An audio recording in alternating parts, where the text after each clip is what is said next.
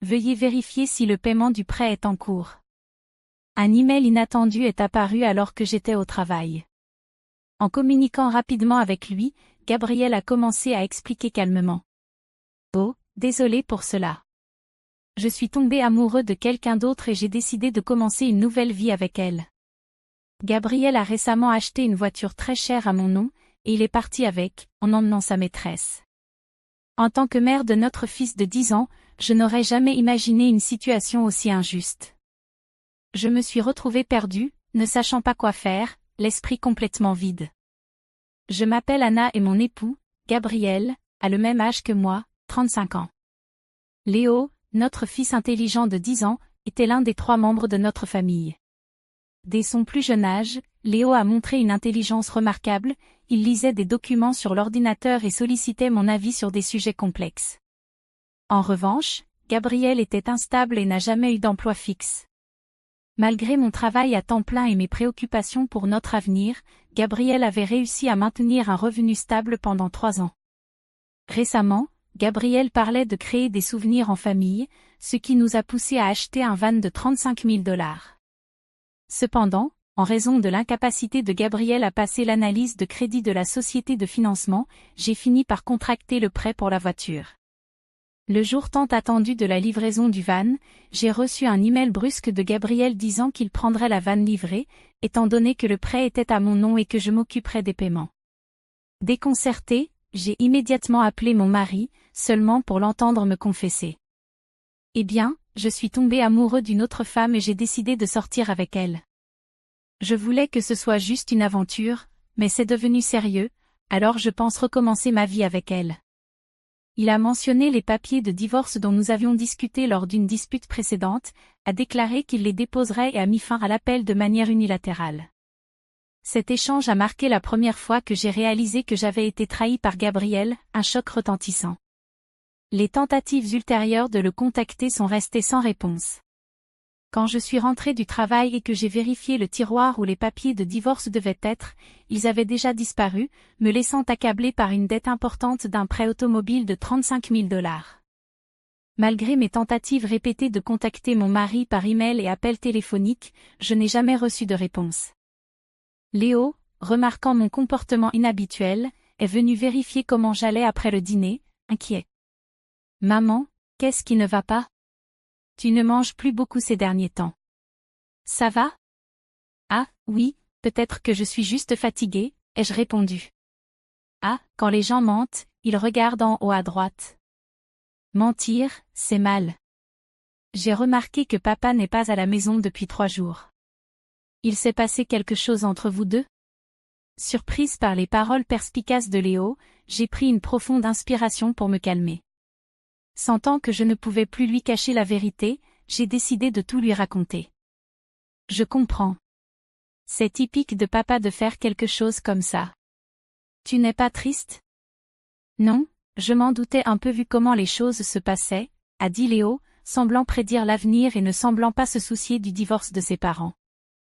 Mais je savais qu'il devait être triste au fond de lui. Tout en m'excusant silencieusement envers Léo dans mon esprit, je me suis plongée dans le travail, essayant de ne pas penser aux événements terribles. Cependant, mon corps, lui, était honnête, et peu à peu, ma santé s'est détériorée. Il y avait une séance de formation prévue ce jour-là au travail, mais je ne pouvais pas me lever et j'ai fini par m'effondrer. Désolée, je ne peux pas me lever maintenant. J'ai besoin d'une pause, ai-je dit. J'ai entendu les voix inquiètes de mes collègues, mais je n'ai pas pu répondre et j'ai perdu connaissance. Quand j'ai repris conscience, je me suis retrouvée dans une chambre d'hôpital. Le médecin m'a dit que j'avais besoin d'examens détaillés et j'ai été admise à l'hôpital. Je pensais, je me sens tellement pathétique, ce doit être juste du stress émotionnel. En regardant la perfusion dans ma veine et le plafond blanc de la chambre d'hôpital, les larmes ont commencé à couler naturellement. À ce moment-là, Léo, qui est habituellement calme, est entré en courant dans la chambre avec une expression extrêmement inquiète, me faisant essuyer rapidement mes larmes. « Maman, qu'est-ce qui s'est passé ? C'est grave ? Tu ne vas pas mourir, hein ? Bien sûr que non. Je ne laisserai pas mon cher fils tout seul. Ah, c'est bien. Vraiment. J'ai été appelée par l'institutrice à l'école, et on m'a dit que tu avais été emmenée à l'hôpital. J'ai été tellement choquée que mon cœur a failli s'arrêter. Léo est généralement mature pour son âge, mais il n'a que 10 ans. J'ai ressenti une forte détermination à me rétablir pour lui, mais ma condition était pire que je ne l'avais imaginé, et j'ai été diagnostiquée avec une maladie grave. Le médecin a conseillé, vous devez vous faire opérer le plus rapidement possible. Prenez une décision rapidement, s'il vous plaît.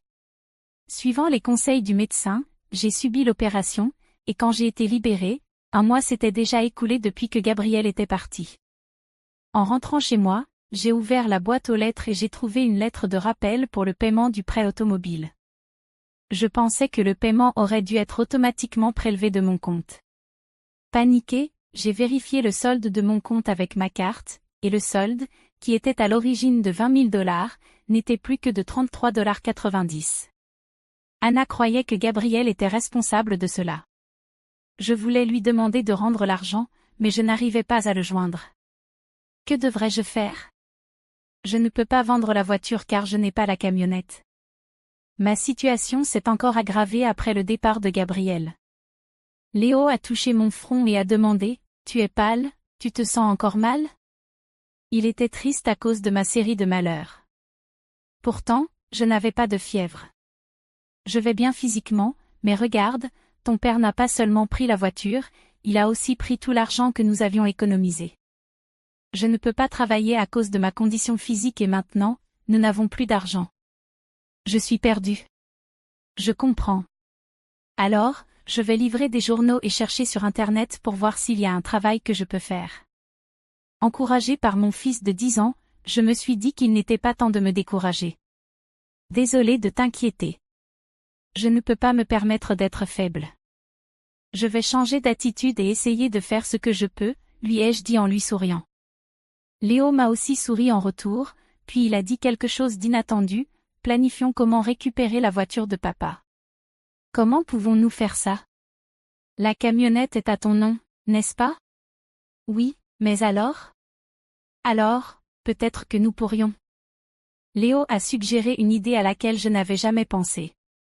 Je n'avais jamais imaginé qu'une telle idée puisse exister. De plus, je n'ai aucune idée d'où se trouve ton père. Alors, vérifions sur mon téléphone. Il y a un mois, quand nous sommes. Léo semblait perdu. Lors d'une promenade en famille, étonnamment, Léo, qui est habituellement très fiable, s'est perdu cette fois-là. Nous avons acheté un téléphone pour enfants sur suggestion et installé une application de GPS dessus, que Gabriel et moi pouvions tous les deux consulter. Avec cette application, je peux voir où se trouve papa en temps réel, et il a beaucoup bougé. Oh, vraiment? Et si nous le retrouvons et qu'il dit quelque chose de vague pour s'échapper à nouveau? Tout en réfléchissant à cela, Léo a souri et a fait une suggestion intrigante, « Ne t'inquiète pas, j'ai déjà pris des précautions. » Qu'est-ce que tu as dit? À ma grande surprise, Léo a agi de manière indépendante pendant que j'étais à l'hôpital, accomplissant quelque chose d'incroyable. Je pensais, je n'arrive pas à croire qu'un enfant aussi intelligent vient de moi. En comprenant les paroles de Léo, j'étais simplement émerveillée. Il a même découvert la maîtresse de Gabriel. Très bien, apprenons une leçon à papa qui nous a trahis. D'accord, commençons le plan immédiatement. Ensemble, mon fils et moi nous sommes préparés pour ce moment. Anna pensait, avec Léo à mes côtés, je suis invincible. Que tout arrive, à tout moment, en tout lieu. 3 jours plus tard, mon téléphone a sonné, ah, c'est moi. S'il te plaît, j'ai besoin de ton aide. Oh, qui êtes-vous, dis-je ironiquement. Ne fais pas semblant de ne pas savoir. C'est ton mari. Évidemment, je suis interrogée par la police à cause de toi. À ce rythme, la police pourrait me demander de me rendre au poste volontairement. Aide-moi. Ah, vraiment? Un instant. Alors, je suis allée immédiatement avec mon fils à l'endroit où se trouvait Gabriel, et à ma grande surprise, c'était un parc forestier près de notre maison, où il était possible de camper. Gabriel était interrogé par la police devant sa voiture, ayant l'air confus et pitoyable. J'ai soupiré et dit à la police que nous avions besoin de parler en tant que couple et que je leur ai demandé de se retirer un moment. À ce moment-là, Gabriel semblait mal à l'aise avec la présence des gens autour de nous et nous a invités, Léo et moi, à entrer dans la voiture. À l'intérieur de la voiture, la maîtresse de Gabriel était assise les jambes croisées, nous regardant avec mépris, mais cela n'avait plus d'importance. Désolé pour ça. Merci d'être venu. Mais pourquoi la police est-elle soudainement apparue chez moi? Je ne comprends pas. C'est parce que j'ai signalé la disparition de la camionnette. Comment ça? Pourquoi ferais-tu cela? C'est évident, non? Ma voiture a été volée. Gabriel, naïvement persuadé que les actions entre époux ne peuvent être criminelles, disait des choses insensées, mais le monde n'est pas si naïf. Rappelle-toi, tu as demandé le divorce. Tu as oublié? Alors, nous sommes des étrangers maintenant et tu conduis la voiture d'un étranger sans permission. C'est un crime. Léo a tout découvert. Léo a découvert. Typique, toujours aussi perspicace pour un enfant. Mais je n'ai pas volé la voiture, je l'ai juste empruntée pour un moment. Ah, vraiment? Eh bien, j'aimerais utiliser ma voiture maintenant, alors pourrais-tu la rendre? Ce serait vraiment utile. Alors que je tendais la main pour demander à Gabriel de rendre les clés. Il les a remises à contre-séure après avoir confirmé qu'elles avaient été rendues.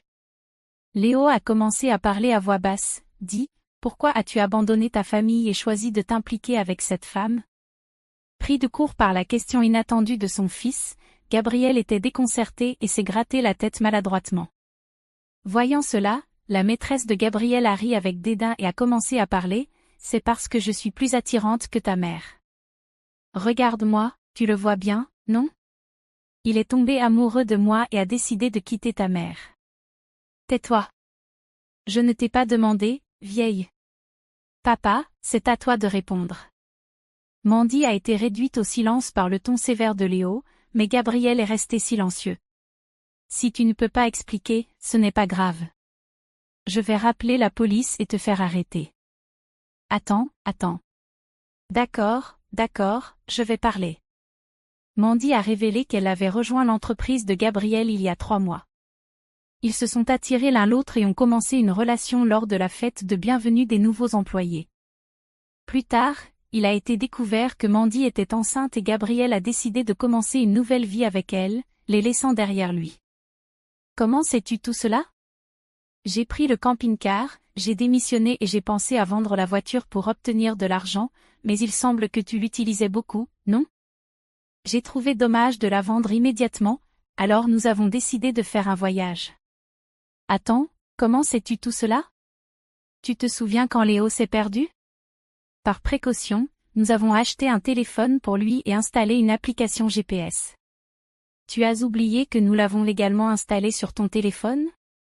Donc, je savais où tu étais tout le temps. Au fait, plus tard, j'ai découvert par Léo qu'il avait fait semblant de se perdre pendant notre promenade en famille parce qu'il voulait un téléphone. J'ai été impressionné par la capacité de Léo à penser et agir de manière aussi stratégique. Je soupçonnais qu'il y avait quelque chose qui clochait avec papa, alors j'ai inventé ce plan pour surveiller ses actions. Tu es vraiment un enfant effrayant. Je ne deviendrai jamais un adulte comme toi, papa, qui trahit les personnes importantes sans y réfléchir à 2 fois. Gabriel a été confronté à cette vérité cruelle, et il était un adulte lamentable, incapable de se défendre. En revanche, voir Léo, qui n'a que 10 ans mais est capable de réfléchir et de s'exprimer de manière si ferme, m'a donné un sentiment de puissance en tant que mère. Surtout lorsqu'il s'agissait de régler les choses correctement, je sentais que je ne pouvais pas perdre. De plus, rends immédiatement les $20 000 que tu as retirés de mon compte. C'était notre propriété commune en tant que couple. Je n'ai pas besoin de les rendre. Ce n'est pas le cas, cet argent, c'est ce que j'ai économisé peu à peu depuis que j'étais célibataire. Après tout, tu quittais toujours ton travail en cours de route, donc nous n'avons presque jamais économisé ensemble, n'est-ce pas? J'ai été horrifiée d'apprendre que les $20 000 avaient été gaspillés par Gabriel et sa maîtresse. Ce fut le moment où je me suis sentie soulagée de divorcer de lui. Gabriel a renvoyé la police, mais si tu as volé et utilisé la voiture et mon argent, ce sera un crime grave. Quoi? Je viens de renvoyer la police, donc ce n'est plus leur problème, Non? J'ai juste dit qu'on discuterait. Je n'ai pas l'intention de retirer la plainte. Je vais ajouter le vol de mon argent à la plainte. Maman, dois-je appeler la police maintenant? Je peux le faire d'un simple bouton sur mon téléphone. Mandy, la maîtresse de Gabriel, regardait notre conversation, mais elle a rapidement essayé de sortir du camping-car. À ce moment-là, elle a poussé un cri qui a résonné autour. La raison en était que, devant la porte de la voiture, les parents de Mandy étaient là, leur visage rouge de colère, prêts à exploser de fureur. Effrayée, elle a reculé tandis que ses parents lui criaient dessus. « Ah, je suis désolée, ne vous mettez pas en colère. »« Mais pourquoi êtes-vous ici ? » ?»« Maman et papa, j'ai averti vos parents à l'avance, ai-je répondu. »« Tes parents à l'avance ? Quoi ? » Mandy a répondu toute confuse. Pendant mon séjour à l'hôpital, Léo a rendu visite au bureau de Gabriel et, en larmes, leur a dit que mon père avait quitté la maison avec une femme que nous ne connaissions pas et que ma mère s'était évanouie de chagrin. Quand Mandy a quitté l'entreprise avec Gabriel et a donné l'adresse à ses parents, les employés du bureau de Gabriel ont commencé à la suspecter. Gabriel et Mandy étaient très proches au bureau, et il y avait des photos d'eux ensemble à la fête de bienvenue des nouveaux employés, où ils ressemblaient à un couple. Les parents de Mandy étaient présents, leur visage rouge de colère, lorsque les employés du bureau ont su que vous aviez quitté la maison des parents de Mandy. Je suis allée là-bas avec sa photo, et ses parents sont sortis quand j'ai visité. Je leur ai alors raconté tout ce qui s'était passé. Aujourd'hui, j'ai contacté les parents de Mandy et leur ai demandé d'attendre à proximité un moment. Comment as-tu pu me faire ça? Le pire, c'est que je ne veux pas entendre ça de toi. C'est ma réplique, au fait. Ton ventre semble assez gros. Quand est la date de naissance du bébé? 3 mois? Quoi? Attends une minute, ça ne correspond pas à quand tu as rencontré mon mari. Vous vous êtes rencontrés il y a seulement 3 mois. Que se passe-t-il? Ce n'est pas encore l'heure de la naissance du bébé. Gabriel, entendant cela pour la première fois, a regardé Mandy, les yeux écarquillés. Attends, qu'est-ce que ça signifie? Tu es stupide? Tu ne comprends pas? Il faut environ 9 mois de la conception à la naissance, ce qui signifie que l'enfant qu'elle porte n'est pas le tien. Tu es tellement naïf, ai-je dit sèchement. Qu'est-ce que tu veux dire, Mandy? Tu m'as trompé? Ah, j'ai presque réussi à m'en tirer. Je ne peux pas éviter cela maintenant que j'ai été attrapée. Tu es tellement crédule, tu ne peux pas voir à travers les mensonges. Vraiment un imbécile. Ne te moque pas de moi. Toute ma vie est ruinée à cause de toi. À quoi pensais-tu? Gabriel et Mandy ont commencé une vilaine dispute, mais personne n'est intervenu, les laissant se confronter. Pendant ce temps, nous avons de nouveau contacté la police pour expliquer la situation. À mesure que la nuit tombait, le parc forestier était brillamment illuminé par les lumières rouges des voitures de police. Non, vraiment, j'ai eu tort. Je suis désolée, j'ai vraiment eu tort. Excusez-moi, je vais travailler dur et je ne trahirai plus jamais, alors, s'il vous plaît, ne me faites pas l'arrêter. Papa, les gens ne changent pas si facilement, surtout les paresseux comme toi. Exactement, Léo a raison. Je ne te fais pas confiance. Réfléchis à tes actions et paye pour tes crimes au commissariat. Si je suis arrêté, je ne pourrai pas rembourser l'argent. Ça te va, a répondu Gabriel, désespéré. Ça ne me dérange pas, rembourse-moi après t'être racheté. Prends le temps qu'il te faudra, ne t'inquiète pas. J'ai déjà trouvé un endroit où tu pourras travailler. Voyons, il y a la pension alimentaire pour Léo, plus les 20 000 $ que tu m'as volés. Je ne sais pas combien tout cela va représenter, mais tu travailleras et tu rembourseras tout. J'avais une dernière chose à dire à Mandy, la maîtresse, tu peux penser que tu n'es qu'une spectatrice, mais n'oublie pas que tu es complice du vol de Gabriel. Prépare-toi à en assumer les conséquences. Quand je leur ai dit que Mandy devrait payer si Gabriel ne pouvait pas rendre l'argent volé, elle a tremblé de peur. Mandy a demandé de l'aide à ses parents, mais ils ont refusé en disant « Nous avons renié une fille qui cause des problèmes aux autres. » Ainsi, Gabriel et Mandy ont été emmenés dans un véhicule de police. Avec l'aide de Léo, nous avons réussi à punir Gabriel et sa compagne Mandy. Bien qu'ils aient été libérés de prison peu de temps après, ils ont tout de même dû me verser un montant considérable par l'intermédiaire d'un avocat. J'ai fait en sorte que Gabriel accepte de payer 500 $ par mois en pension alimentaire pour Léo et j'ai également réclamé 20 000 $ en dommages et intérêts. Gabriel a été embauché dans une usine sous-traitante de l'entreprise où je travaille. Le soutien et les coûts supplémentaires que j'ai demandés à Gabriel seraient déduits de son salaire et déposés sur mon compte. J'ai été libéré du prêt automobile après avoir vendu le camping-car. Ma santé s'est considérablement améliorée depuis, et maintenant je suis plus énergique et concentré sur mon travail. Léo m'aide activement avec les tâches ménagères et les courses. Je veux continuer à avancer fermement pour que Léo puisse suivre la voie qu'il aime sans renoncer. Si cette histoire vous a plu, laissez un like et abonnez-vous à la chaîne pour accéder chaque jour à des histoires comme celle-ci.